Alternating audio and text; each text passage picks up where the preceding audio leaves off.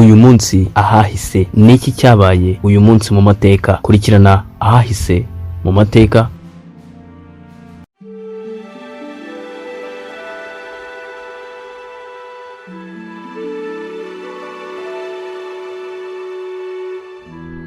Turi tariki 22 Gashyantare 2022.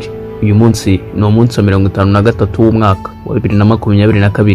Ni ukuvuga ko hasigaye iminsi 312 kugira ngo uyu mwaka urangire.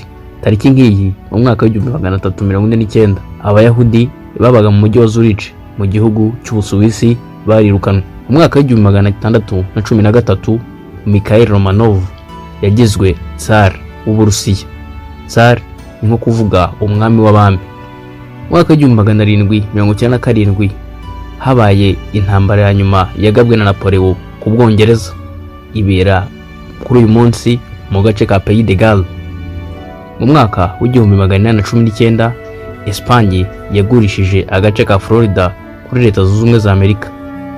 Tariki nk'iyi kandi mu mwaka wa 1825 Uburusiya na Canada abashyizeho umupaka ubatandukanya na leta ya Alaska.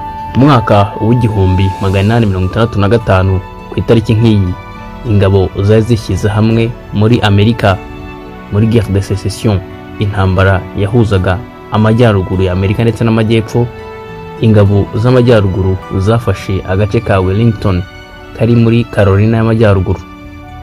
Mu mwaka wa 1909 ubwato bwitwaga The Great White Fleet bwagarutse i Norfolk muri leta ya Virginia nyuma yo kuzenguruka isi bwiyerekana ndetse bunerekana ubuhangange bw'Abanyamerika. Mu mwaka wa 1911 ku itariki nk'iyi kandi inteko ishinga amategeko ya Canada yafashe umwanzuro w'uko Canada igomba kuguma yunze ubumwe n'ubwami bw'Abongereza, ndetse kuva icyo gihe kugeza n'ubu umwami cyangwa se umwamikazi w'Ubwongereza aba afite ububasha bugenwa n'amategeko ariko butarengereye bwo gutegeka Canada.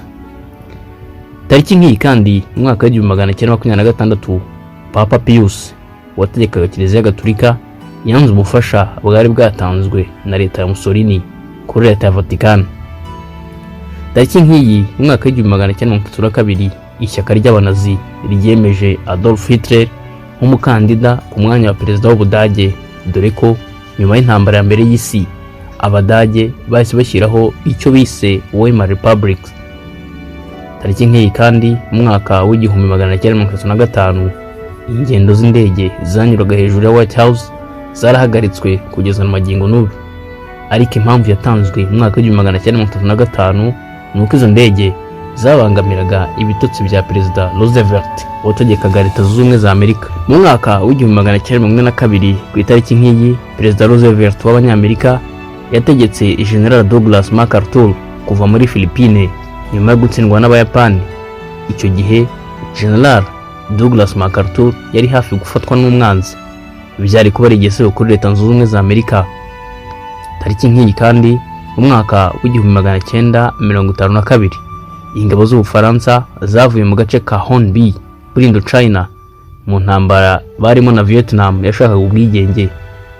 Tariki nk'iyi mu mwaka wa 1933 Abarusiya cyangwa se Leta Zunze Ubumwe z'Abasoviyete zahaye gasopo Abanyamerika ko nibaramuka bateye Cuba nabo bazinjira mu ntambara, ndetse yashoboraga kuvamo intambara ya gatatu y'isi yose. Mu mwaka wa 1984 ku itariki nk'iyi Ubwongereza na Leta Zunze Ubumwe za Amerika bahaye ubwato bw'intambara igihugu cya Iraq mu gihe Iran yari ikomeje kugaba ibitero mu ntambara yashyamiranyije Iraq na Iran mu myaka 1980. Nge nitwa Shadad Habimana. Mukomeze mukore subscribe kugira ngo uyu munsi ahahise mujye mukomeza kuhakurikirana.